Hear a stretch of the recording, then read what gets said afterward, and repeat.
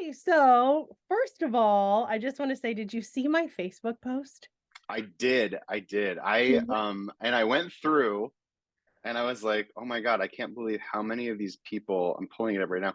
I can't even believe how many of these people's like I still remember these people's names, like No, Brett Taylor. I'm still, I that was best man at his wedding. It's like it's yes, so crazy to see how everybody's changed so much. so great. If my mom wouldn't have put the names on the back of them, I probably wouldn't have known everyone, but you were so easy to point out. Brett, Yeah.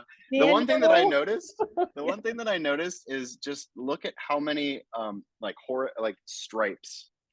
Look at how many people are wearing stripes in that That was shirt. the 90s. Okay. Right? Yeah, it was a fad that I didn't even know I participated in. So here we are. Yes. So, okay, so you're from Dover, you're from Tuscarawas Mhm. County. Tell Yep. us kind of where you're at now and how did you end up here? Yeah, oh, that's a big one. Yeah. Yeah, no, grew up in Dover. We all went to school together, Dover East, Dover Middle, Dover High.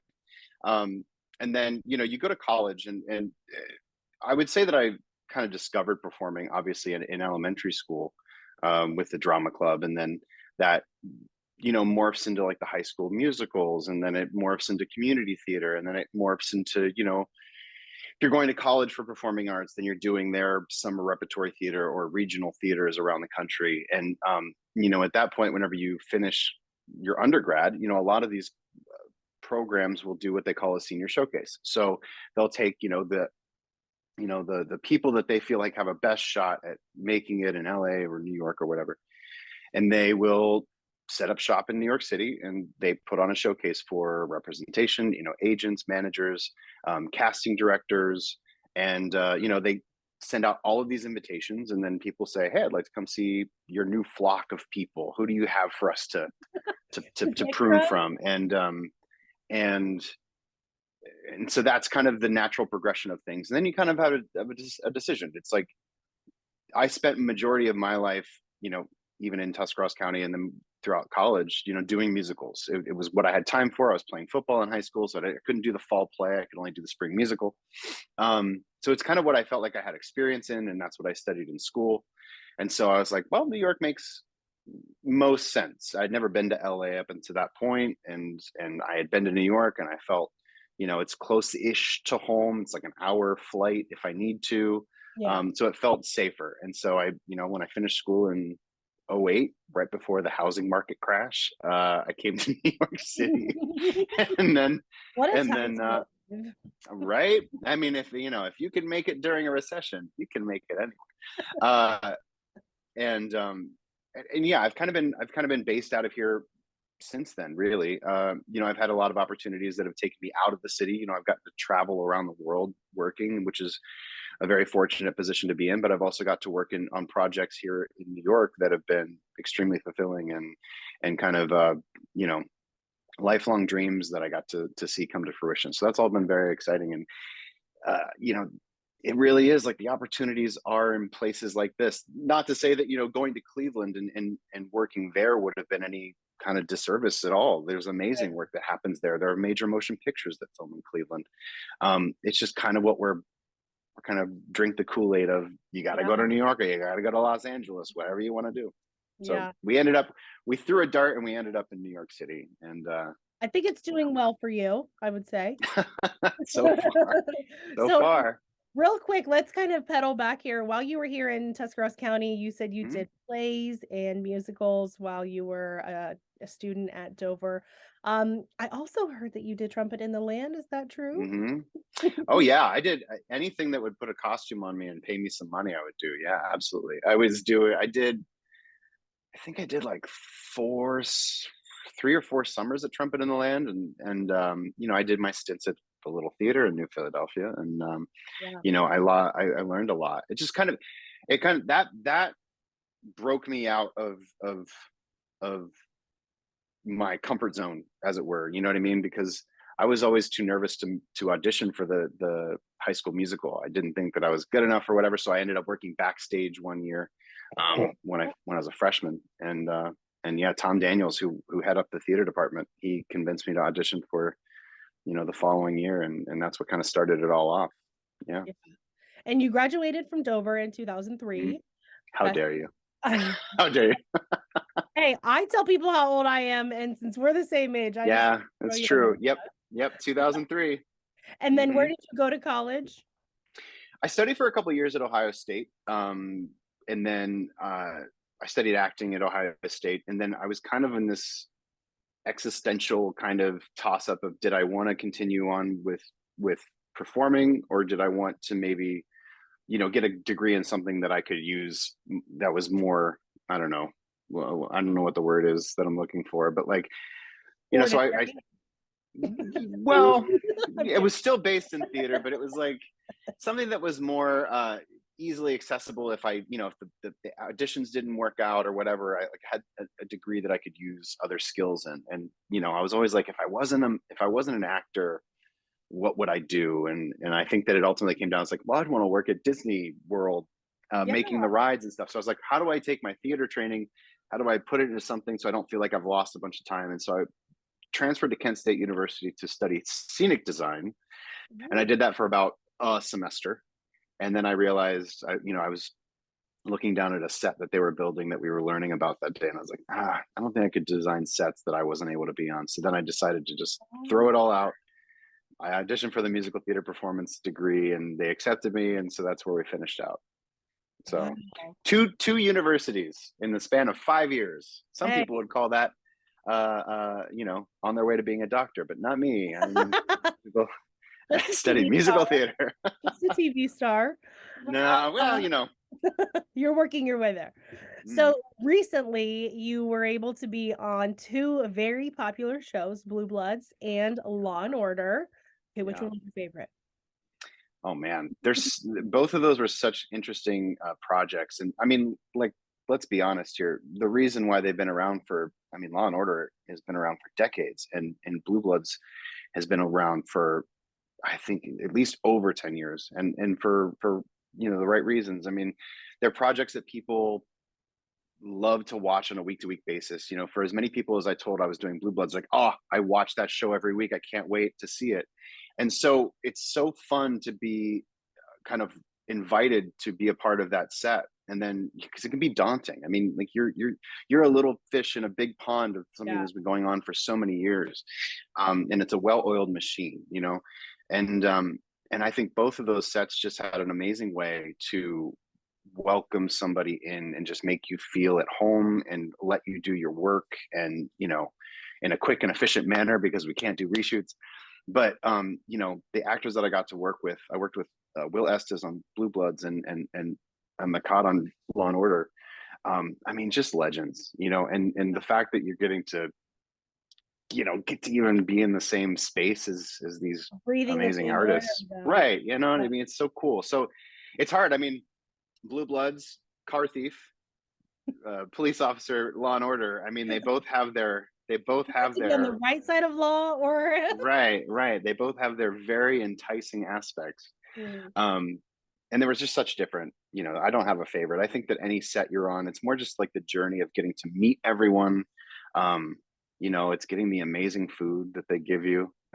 what's on the So craft service table? Do tell. yeah. Well, it's like, you show up to set, and you have a lovely assistant who's coming around, and hey, listen, they're about to put breakfast orders in. What do you want? Well, what can I have? Literally just say anything, and then they're there in 5 minutes with this amazing omelet or oatmeal or something like that. It's amazing. Awesome. You got like a Hmm. five-star Hmm. treatment. Yeah, and they pay you sometimes. No kidding. Fun story actually is I auditioned. I filmed. So in acting, what they do is they'll request a self tape. So Okay. basically, they'll give you what they want you to say in a PDF script format, and then you get to, especially post pandemic, where they're not really doing in person auditions anymore, where I would have to go into the city and hold my pages, and somebody be sitting at a table. They'll do a self tape. So I basically set up lights and a backdrop, and I have somebody sit over there, like a roommate or a friend of mine, who will sit there and read the other lines, and I just set my phone up and film, and then I send that to the casting people, and they go, thumbs up, thumb down. But for Law and Order, I actually was planning to drive home to to Tuscarawas County, and I had to do this tape. And so I had a friend with me who we set up in my mother's basement, and I had to basically walk into frame because the ceilings are so low. Oh no. I had to walk into frame, kind of like scrunched down so that I'd fit. And I did the tape, and that's what I sent in, and that's what got me cast. So I actually booked Law and Order in Tuscarawas County, and then When you we were, yes, that's yeah, so so cool. yeah. Hey, So you can do it anywhere. yes, you can see. Yeah. So what other roles, I know that these two have just become the most familiarized for us, but what other roles have we or could we have seen you in? I mean, a lot of my, experience in the last 10 to 12 years has been live theater still. I mean, I kind of took that musical theater performance degree, and I was really concentrating on live performance. And so, I started doing some of the Broadway style shows they do on cruise ships. I was working for Royal Caribbean doing Saturday Night Fever. I did in 2015, I got to work with a couple of heroes of mine. I got to work with Stephen Schwartz, who wrote Wicked and Pippin and Oh my Godspell. God. Um, and they were doing, Princess Cruises was doing this review of all of his catalog of music, but they were doing it with magic illusions, which is another thing. Like, Yeah, I you got love into acting magic. because I was into magic, and I was like, I need to be an actor if I want to be a magician. So it was kind of marrying two of my lifelong passions in one opportunity. But I was doing that for the better part of 5 years, and then more musical theaters. I did Rock of Ages on a ship, and then when that kind of wrapped up, I didn't really want to be away from home as much as I was. I'm very fortunate that I got to travel the world. I got to see Australia. I got to see Italy, France, all these places, and get paid to do it. But I really wanted to kind of carve out a spot here at home so that I could do, more live performance in one sitting.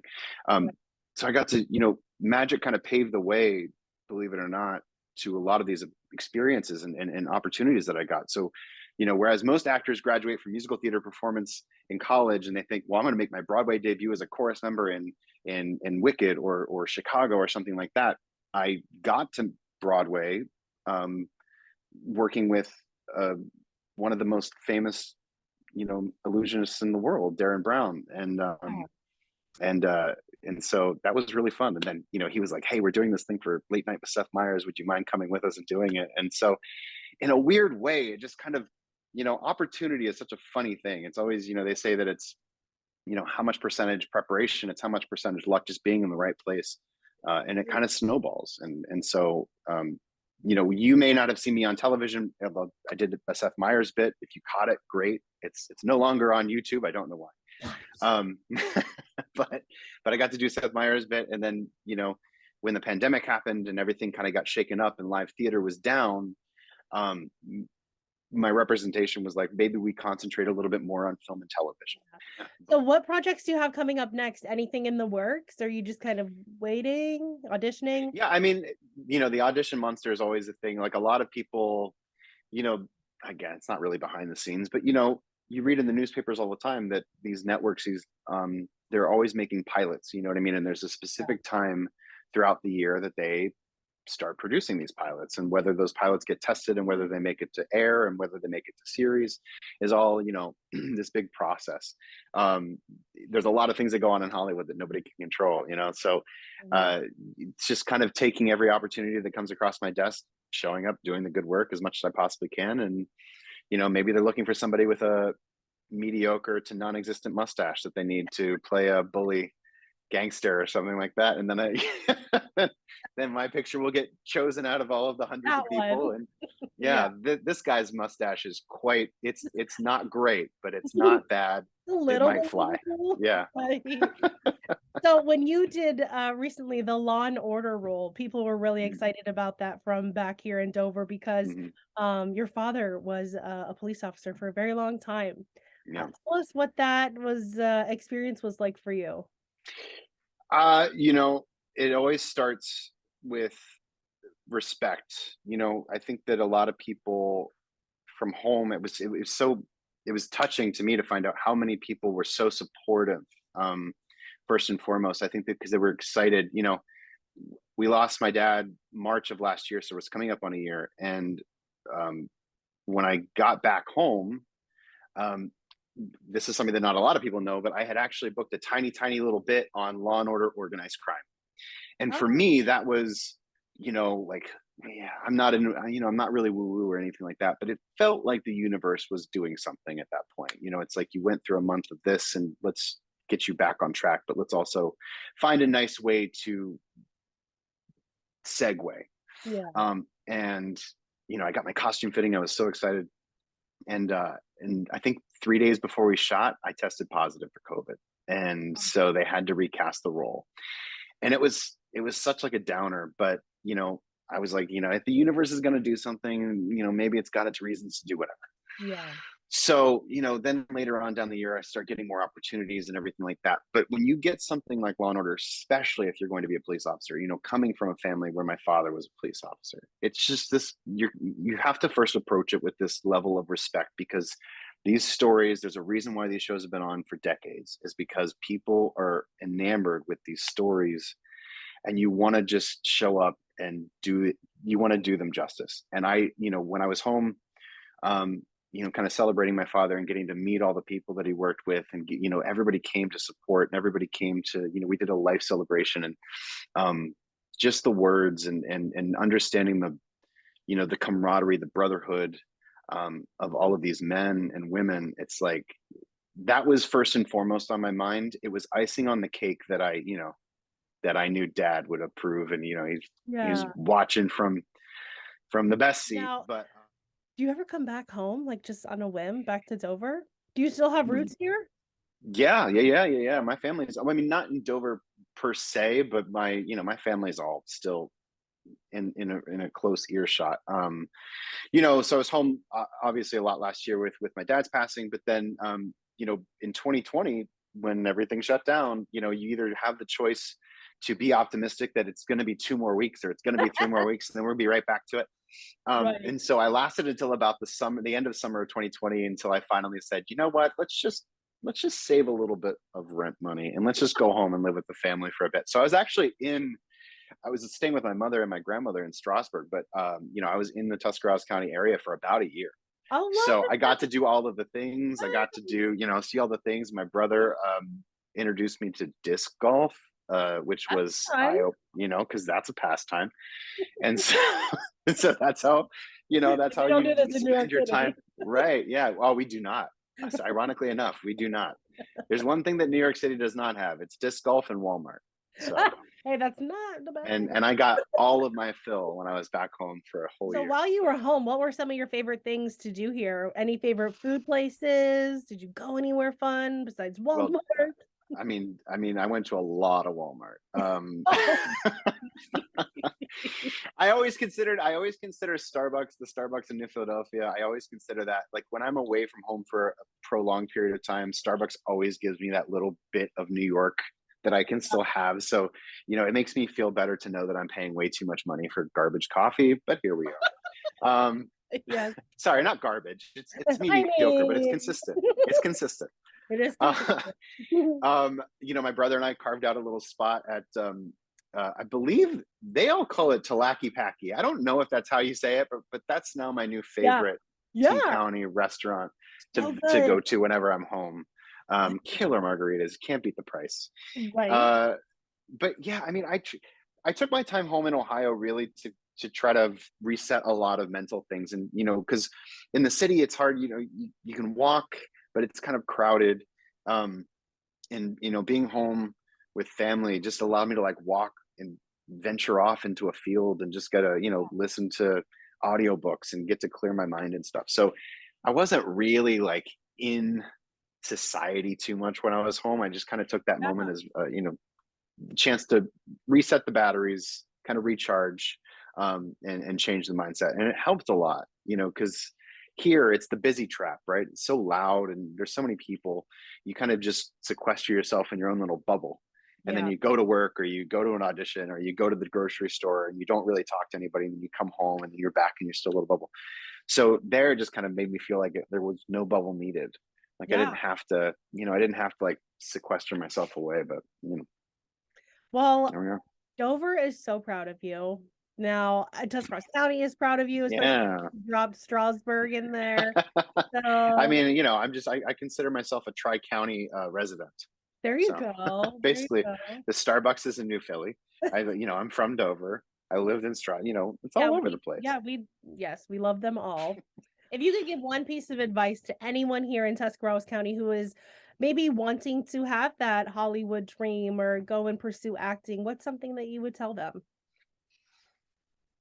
Do it as much as you possibly can, and don't get caught up in what other people think. So, I mean, it's just like there's so many opportunities that in hindsight, looking back now, there's so many opportunities that I had just to learn the craft, to meet people, to build really strong relationships that early in life. Because what you find out is that those people that you come up with, are usually the ones that if they stay in the performing arts or the performing, the theater in general, acting, all boats rise with the tide. So, it's about being kind. It's about being open to opportunity, kind of try to get rid of the comfort zone thing as much as you possibly can, as early as you can, because really all theater and acting and performing is play. I mean, and we're just, society kind of gets you in that self-editing brain, to where you don't feel like you can just be vulnerable or be, playful, and it's kind of unlearning all of that stuff that we learn in school and everything that Yeah. really allows you to touch that inner artist, to really just kind of use your imagination and go places. And but in terms of making it, I still would say that everything's always a work in progress, right? Like, I think it's just being prepared and open to see an opportunity when it comes to you, and to not be afraid to take it, because there's so many things that I've talked myself out of for whatever reason, and it was just your self-editing brain. It's just the negative feedback loop. And so don't listen to that. Mute that voice and Yes. just do whatever you want as much as you can, because that practice is going to build the muscle to just go out and put yourself out there and not be afraid to put yourself out there. Because you kind of make your own path, and the friends and the relationships that you make along the way are the ones that kind of help booster that path. Yeah. I am so proud of you. Thank you so much for doing this Oh with my me. gosh. This It's has an been absolute pleasure. this has been so fun. I feel lucky because I know you and everyone's like, "You," Hey, listen. I'm like, "You Well, when know I'm back me?" in town, I'll try to reach Message out, and me. it's Yes, you can all. come to the station and we can do Yeah, something. People would I'd love love that. to. I'd love They're to. I'd love. love to. Didn't you go to Philly's prom with us? That's a good question. Because okay, I don't remember.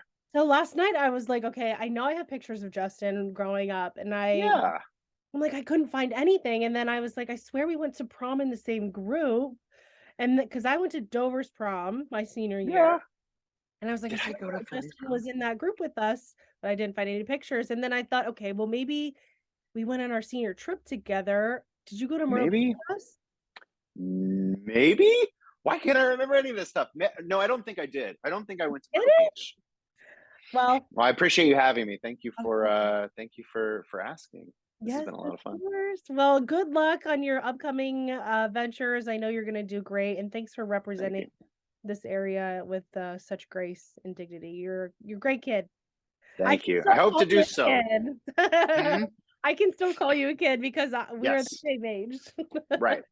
Definitely haven't aged at all. No, I that's what the first thing that I said when we got on here. I said, "You look exactly the same." Please. That's just because these filters are fantastic. All All right, right, Michelle. Justin. Thank you. It was Pleasure. We'll good see you to see soon. you. All right, bye-bye. Bye.